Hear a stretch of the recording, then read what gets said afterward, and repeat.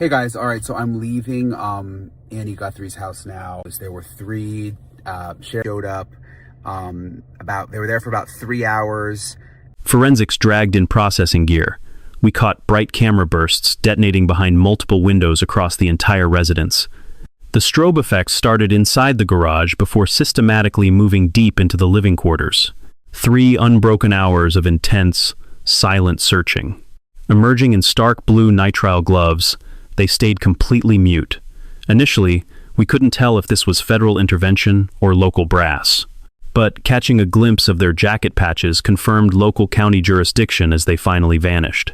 The chilling part? Annie and her husband seemed to have vanished.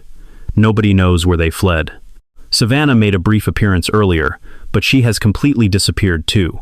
What triggers a massive forensic photo sweep a full week into this nightmare? Detectives slipped out of Annie and Tomasso Cioni's doorway, gripping sealed brown bags. No questions were asked. Absolute silence was given.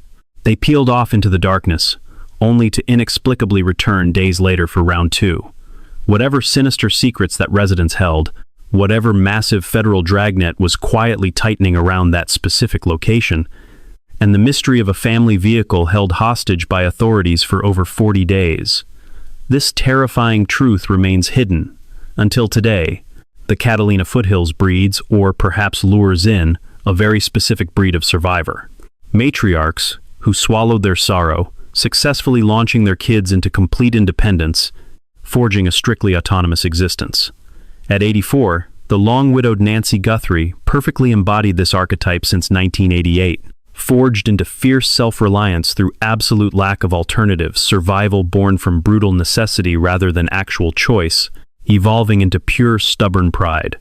After Charles passed, leaving 16-year-old Savannah, Nancy single-handedly raised 3 kids within those walls. Savannah eventually transformed into a daily household fixture broadcasting nationally on NBC. Annie achieved literary success, settling close by alongside Tomasso Cioni and their little boy Elmo. Cameron relocated to Vermont, while Nancy anchored herself to that memory-filled Tucson property. Her rigidly predictable routine was a comforting metronome for loved ones. Weekend worship, occasional family suppers, always locked inside before nightfall. She gave up the steering wheel years ago. Roaming was out of the question. Her surgically implanted pacemaker constantly pinged a smartphone app, beaming vital heart rhythms straight to her strict medical team. Taking her daily cardiovascular pills wasn't a casual suggestion. It was an absolute life-or-death mandate. Doctors minced no words. Skipping a single dose meant an immediate fatal emergency, a fact she respected deeply. So she clung to her meticulous clockwork. Every single day ended safely inside her sanctuary. On Saturday, January 31st, 2026, Nancy hailed a rideshare for a quick 4-mile trip across Tucson to Annie's residence. Digital logs confirm she pulled up at 5:32 in the evening to share a meal with her daughter and son-in-law. They spent the evening enjoying simple family board games, a totally mundane weekend gathering, destined to be forgotten until it secretly fractured into something profoundly evil. Nobody sensed the approaching dread. Tomasso chauffeured Nancy back in their blue Honda CR-V, idling safely in her driveway. At 9:48 at night, the automated garage crawled open. By 9:50, it sealed shut. Sheriff Chris Nanos went on record stating Tomasso waited until she was fully secured indoors. 2 agonizing minutes between opening and closing. Tomasso headed back to his wife, leaving Nancy utterly isolated.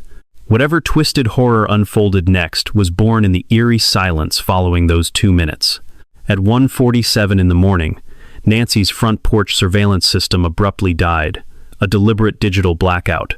25 minutes later, at 2:12, a backup lens caught ghostly movement lingering by the threshold. The raw feed proved worthless. Then, at 2:28 in the morning, Nancy's digital lifeline severed. Her medical app lost all connection. The implanted pacemaker vanished beyond Bluetooth parameters. Detectives later pinpointed this exact digital dead zone as the undeniable moment she was taken. 41 terrifying minutes between the camera blinding and her heartbeat vanishing. The predator had orchestrated every single second. Panic set in the next morning when Nancy missed her virtual Sunday worship, prompting an immediate family welfare check. They found the rear entrances standing wide open, a chilling discovery Savannah recounted in her explosive initial press sit-down.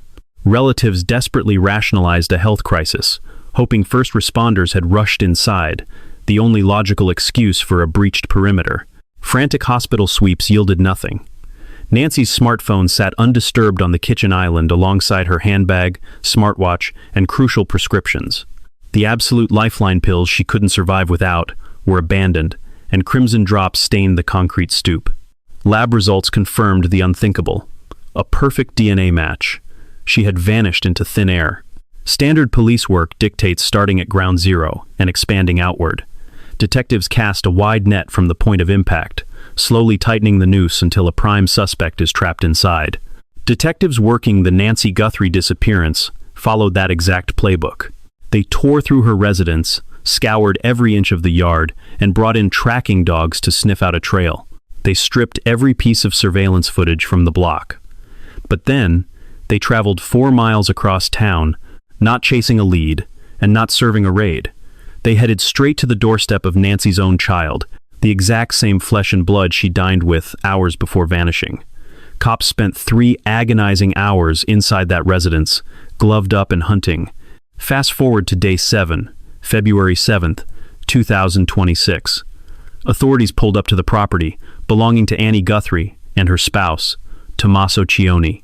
For the next 3 hours, whatever unfolded behind those closed doors could only be seen in brief, unsettling glimpses.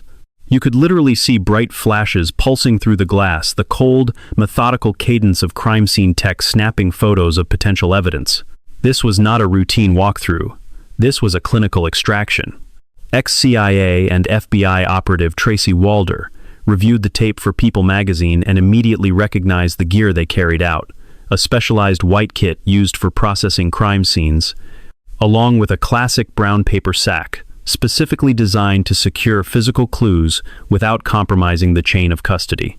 Her professional opinion left zero room for doubt. They were not bringing home groceries. Those were official collection sacks, carried out of Annie's residence by officers clad in blue surgical gloves. The items were loaded into a police cruiser, vanishing into a highly classified pipeline that authorities have kept completely sealed. NBC News verified that this entry was voluntary. Both Annie and Tomasso let the cops in willingly, completely bypassing the need for a judge's signature. Pundits have heavily leaned on this detail, using it to convince the public that the couple is totally in the clear. But we need to look much closer at that narrative, because the reality of what authorities actually found during that voluntary sweep, along with what they entirely missed, and the dark reason detectives came knocking a second time, paints a far more sinister picture than anyone wants to admit. Before we dive deeper, if you have been tracking this mystery and had no idea the police hit Annie and Tomasso's residence 2 separate times, drop a comment below. That follow-up sweep exposed a massive, hidden crack in this entire investigation. Exactly 5 days after securing their initial haul from Annie's property, detectives returned. Day 12. 0 official announcements, 0 public statements, and absolutely no media briefings. They rolled up, stepped inside, and walked out. Local reporters actively digging into the mystery independently verified this follow-up sweep, which was once again completely voluntary, and once again resulted in absolute radio silence from the Puma County Sheriff's Department when pressed for answers. But here is the chilling truth about how police work actually functions. Detectives absolutely never hit the same target twice, unless one of 2 highly critical scenarios is unfolding. First, the original sweep uncovered a twisted clue that pointed straight back to that exact same doorstep. Either the Day 7 haul uncovered a terrifying new lead demanding immediate verification, or fresh intel exposed a massive blind spot from their initial sweep.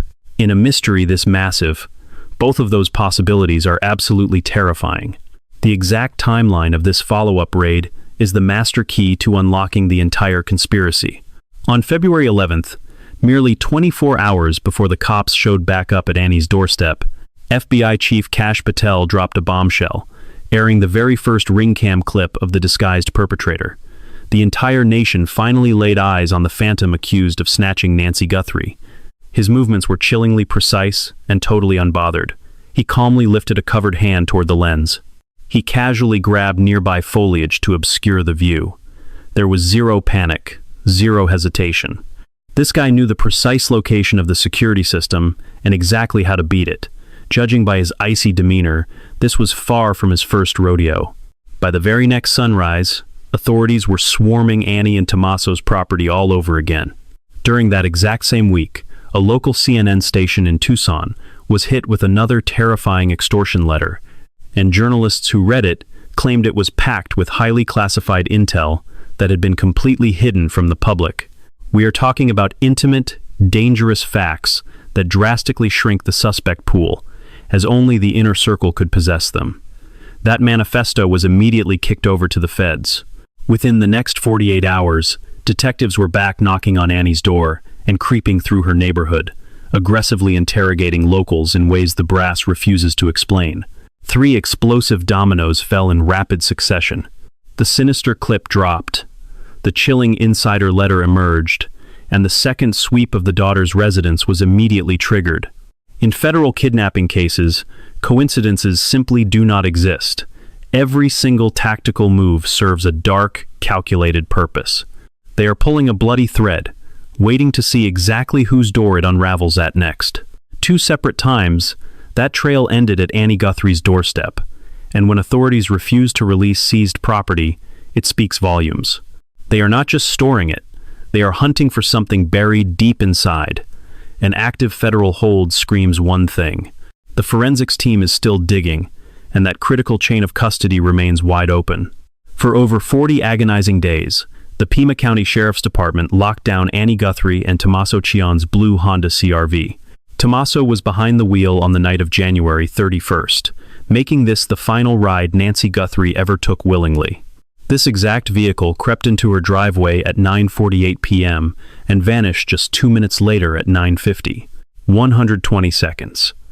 That was the final sliver of her normal reality before detectives seized the SUV in absolute silence.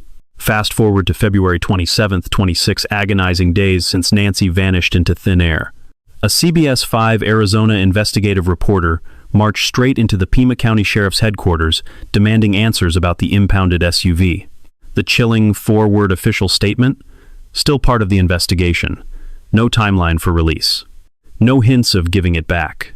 Very much an active target. By March 11th, that Honda had sat in police lockup for 40 days. Tearing down a vehicle for forensic evidence in a highly funded federal probe does not take that long.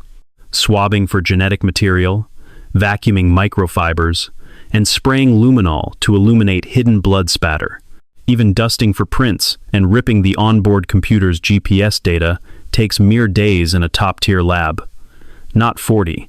A 40-day hold hints at a darker reality. Either they found something terrifying that needed to be matched against other pending physical evidence, or a shocking discovery blew the case wide open, linking the vehicle to a massive, unresolved investigative puzzle. Then, on March 1st, the narrative took a sharp and terrifying turn. Former FBI investigator Jennifer Coffindaffer tackled this exact vehicular mystery on her channel, laying out a very specific legal theory. She pointed out a crucial detail. Authorities never secured search warrants for the family, relying entirely on voluntary consent. Without probable cause, it seemed detectives didn't view the couple as prime suspects. Under federal guidelines, if you have hard evidence, you demand a warrant. You absolutely do not rely on polite permission, knowing a good defense attorney will later claim coercion. To her, lacking a judge's signature meant lacking direct suspicion. But the retired agent plunged into far darker territory than anyone else. She introduced a deeply unsettling theory regarding that Honda, a theory that completely justifies a 40-day impound. Her exact question: was someone secretly tracking Nancy Guthrie through that SUV?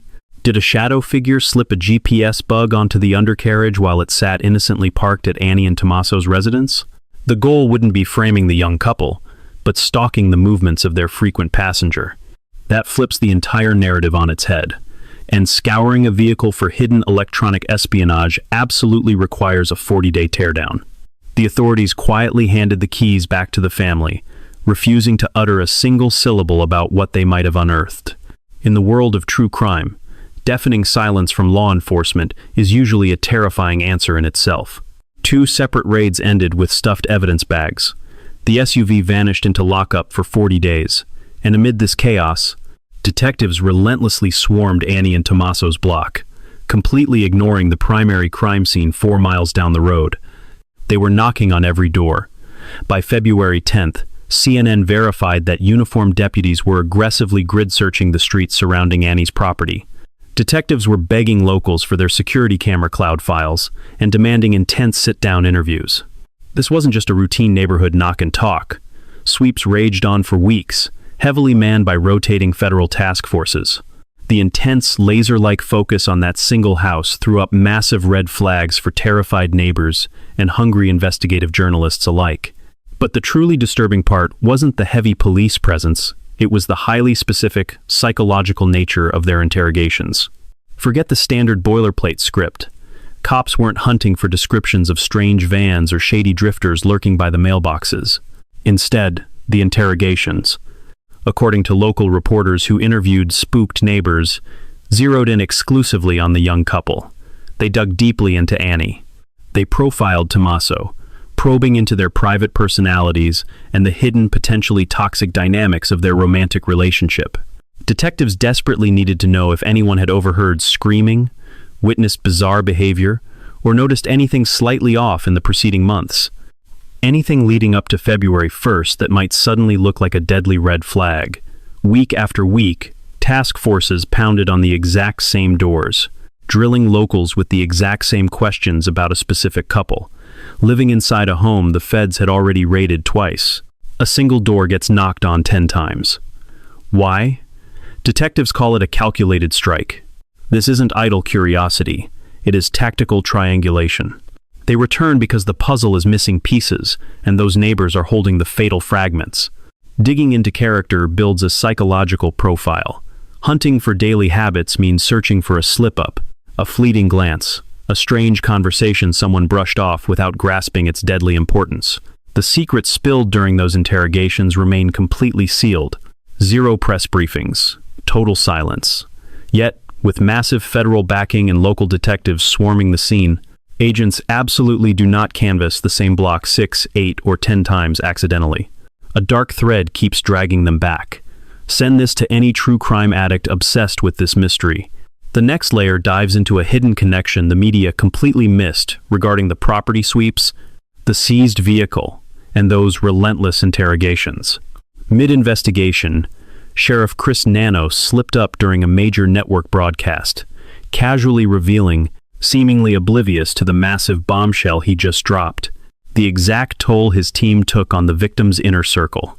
His quote is chilling: "We don't just talk. We seize the vehicles, the properties, the devices, everything, and it isn't forced. They surrender it willingly." Then came the kicker: "We absolutely run them through the ringer." You don't use that brutal phrase for standard by-the-book witness processing. That isn't how cops describe someone who simply answered questions and surrendered a laptop. It implies a grueling, systematic, psychological strip mining of a target's entire life. An ordeal long enough, invasive enough, and harsh enough to visibly break those subjected to it. Vehicles, properties, electronics, all willingly handed over during a grueling 9-week probe. The top cop admitted it. While the family faced that fire, a shadow operation was unfolding entirely under the media's radar. A major news outlet verified it officially.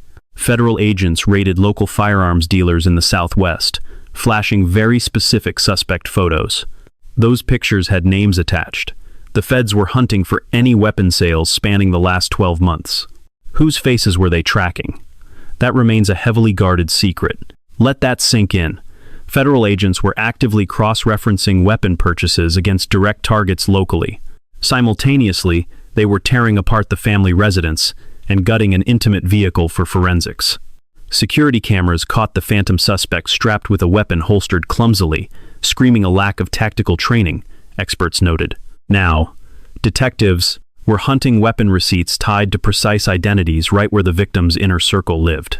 The ultimate findings of that paper trail? Completely blacked out. What the clerk recognized in those images? Still classified, but the federal probe was real. The bizarre timing targeting locals while simultaneously stripping the family's property down to the studs has never been justified. Up until now, everything points toward detectives merely mapping out the horror of January 31st and February 1st. Yes, they did that, but they were also secretly unearthing a plot that started way earlier. Once the true terrifying timeline leaked, it shattered everything we thought we knew about this mystery. 3 weeks prior to the kidnapping, the predator was already stalking the victim's porch. January 11th, 2026. That exact same masked phantom ghosted onto the premises. No heavy gear this time, no extraction kit. He traveled light, just watching. Pure, calculated surveillance, a professional dry run to map out the hit and master the victim's daily routine. The public was never meant to see this terrifying clue. Law enforcement buried it on purpose. In live kidnapping manhunts, keeping a stalker's digital shadow classified forces the suspect into a blind panic, ensuring they never know just how close the trap is closing. Listen, the secret two-visit clue was buried for a chilling reason. It exposed how the stalker gathered his intel, and detectives desperately needed to pull that string in total silence. Then FBI Director Kash Patel unexpectedly plastered that January 11th photo across social media. CNN reported that local cops and federal street agents were entirely blindsided. No one saw the leak coming. Their tactical edge evaporated.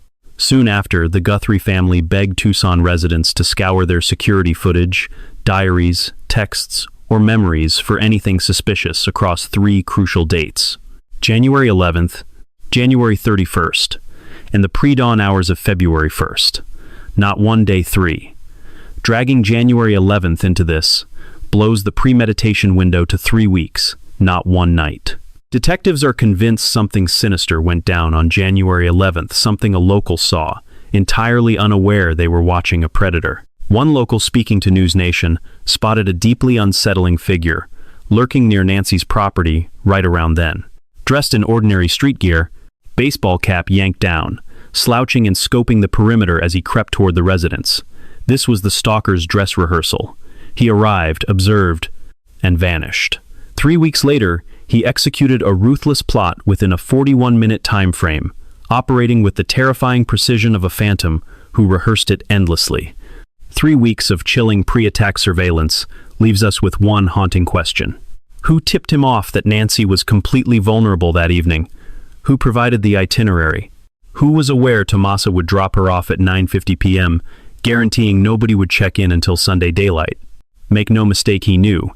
He perfectly synced his strike for the dead of night, ensuring hours of absolute darkness before anyone woke. He needed exactly 41 minutes. This wasn't a lucky guess. He had the time frame mapped. New to this investigation? You can find the entire case playlist linked below. Binge that first, because the January 11th sighting shatters the original narrative. While boots on the ground knocked on Tucson doors and searched grids, a shadow investigation was quietly unfolding. Behind closed lab doors, scientists worked on a clock, totally immune to media frenzy, public outrage, or bounty money. The physical evidence left at this crime scene is a nightmare. If you think the lack of cuffs means cops are empty-handed, you're dead wrong. The agonizing truth is that their clues demand a meticulous scientific breakdown that cannot be rushed. Look at the blood on Nancy's porch. DNA proved it was hers. But police insiders whisper the crimson trail stretched from the front door down to the street. That kind of blood loss doesn't come from a minor scrape. That is the terrifying signature of a bleeding victim dragged from her own doorway to a getaway car, vanishing into the unknown. Crime scene techs also pulled a blended DNA sample off Nancy's turf, biological traces from multiple people, making it insanely difficult to isolate the killer's pure genetic fingerprint for a system match. A totally separate DNA swab from a dark glove dumped 2 miles away was run through CODIS, the FBI registry. 0 hits. Detectives eventually linked that particular glove to a nearby food service worker who was completely innocent. A total dead end. But more gloves recovered in the brush are currently under the microscope at a private Florida facility. Meanwhile, that messy blended DNA from the house is still highly viable. Detectives have now escalated the hunt to cutting-edge forensic genealogy. The exact wizardry that unmasked the Golden State Killer after 40 years, and the identical tech that cornered Brian Kohberger in the Idaho slaughters within months. There's a massive difference between standard registry hits and this ancestral tracking something mainstream media completely ignores. A standard CODIS hit demands the suspect's biological signature already exists within the system, meaning the guy had to have been busted for a major felony previously. If our predator is a first-time offender, the database draws a blank.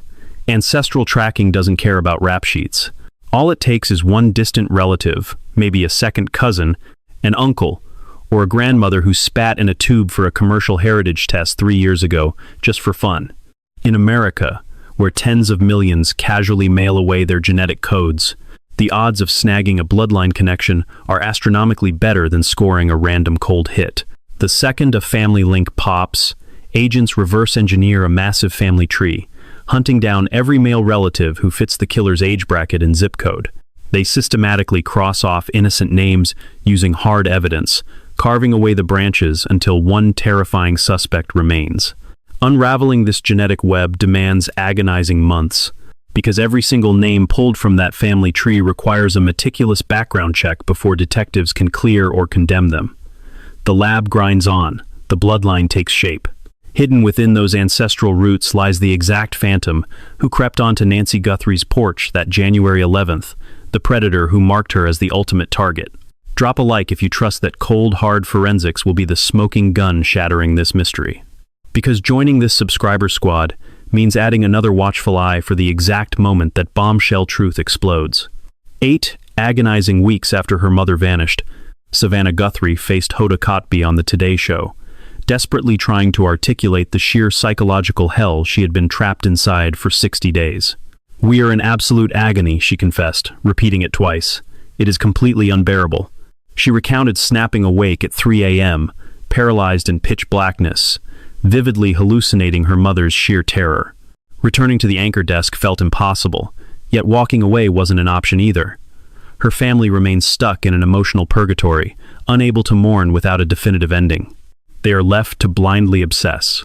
Pushed by Hoda regarding the vicious internet witch hunt targeting her sister and brother-in-law, Savannah dropped all media filters, scoffs. "It is suffocating, stacking trauma upon trauma," she fired back.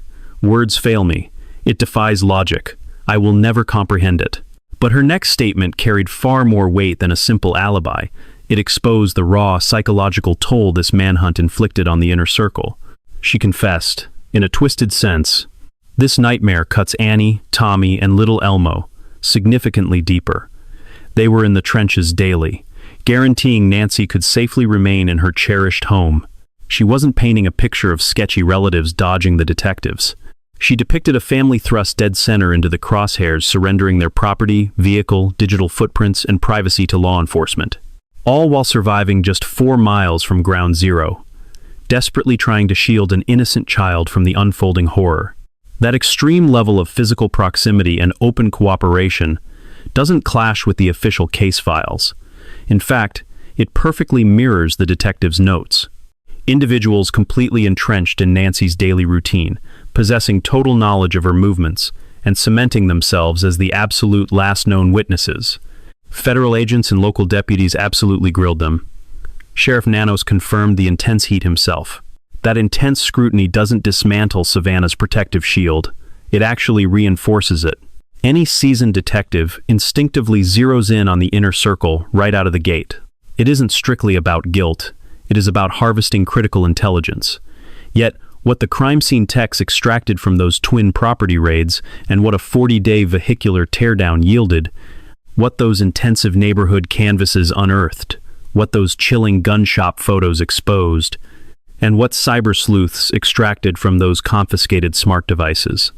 Every single detail remains strictly classified. Law enforcement didn't pack up once the relatives passed the smell test. They weaponized that intelligence and relentlessly pushed forward. Annie and Tomasso are officially cleared as the hands-on attackers. That fact is ironclad. The official files confirm it. Yet, the residence where detectives burned 3 hours scouring 2 separate search sites, where a vehicle rotted in impound for over 30 days, where locals faced relentless questioning regarding one particular couple's dark habits and psychological profile. That property remains deeply entangled in this manhunt. The physical clues ripped from its walls are still stewing in a forensic lab, holding tightly onto secrets the authorities refuse to drop. On March 24, 2026, marking day 52 of the hunt for Nancy, the Puma County Board executed a highly irregular maneuver, forcing Sheriff Chris Nanos to deliver his briefings under penalty of perjury. Sworn under oath, the catalyst? A massive, damaging leak dominating the Whisper network for weeks. Bombshell documents exposing severe misconduct at a former gig, coupled with blatant lies plastered across the very resume Nanos used to secure his current badge. Meanwhile, an aggressive grassroots campaign to oust him was rapidly catching fire. Don't write this off as background noise.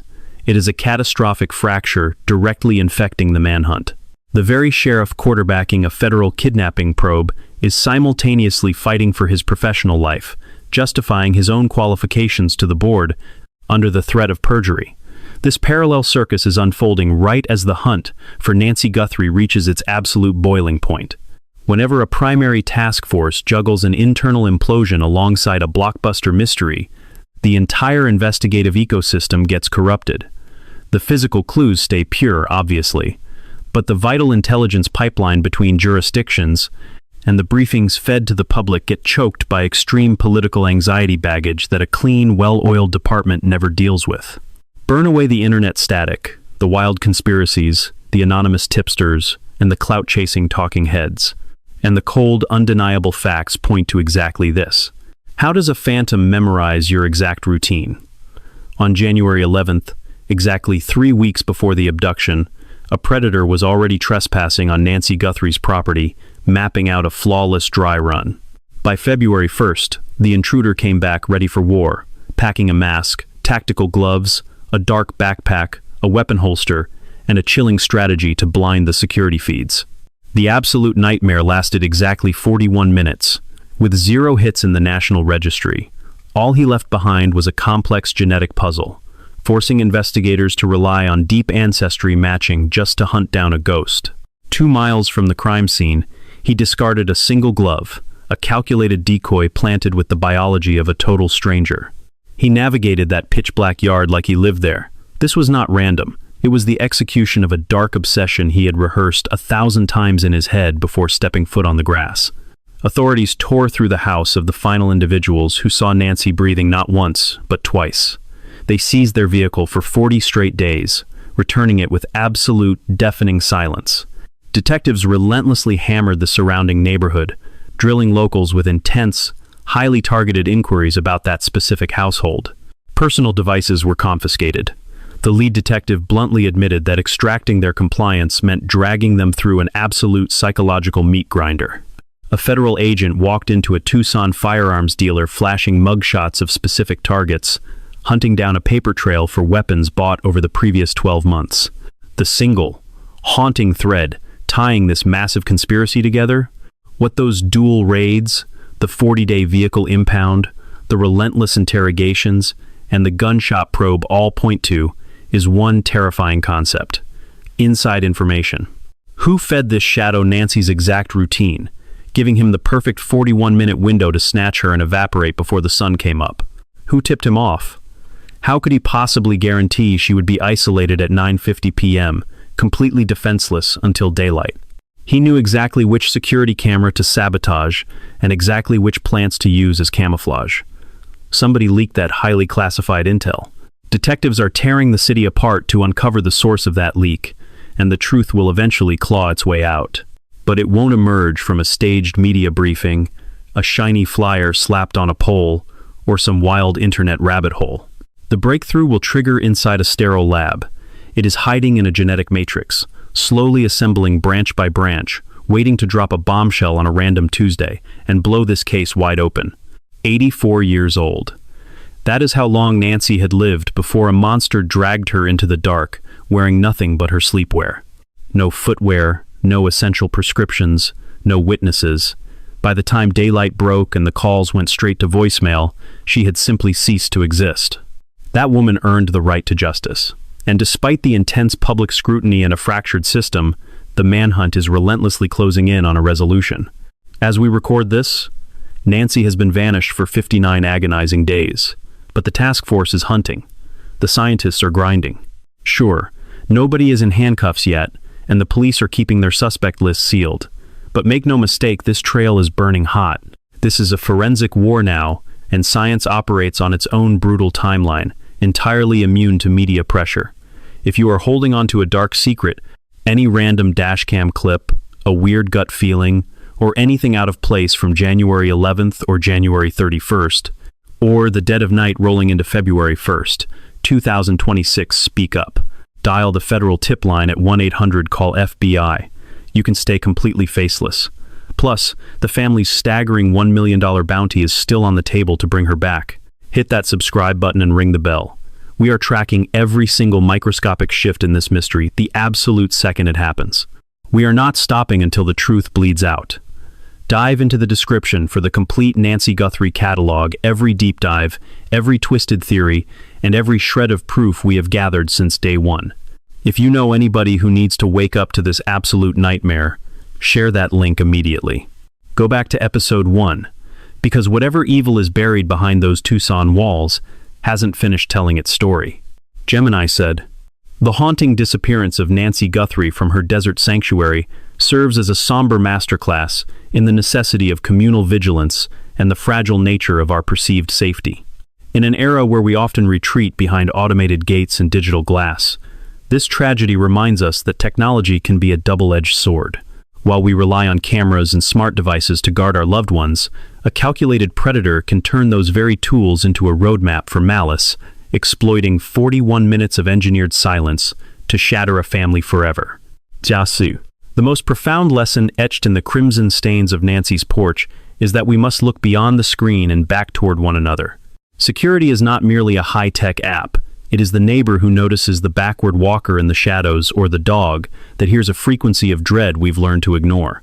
We must protect the fiercely independent matriarchs who embody our history, ensuring their metronome of routine is guarded by more than just Wi-Fi. Let this heartbreak be a call to action.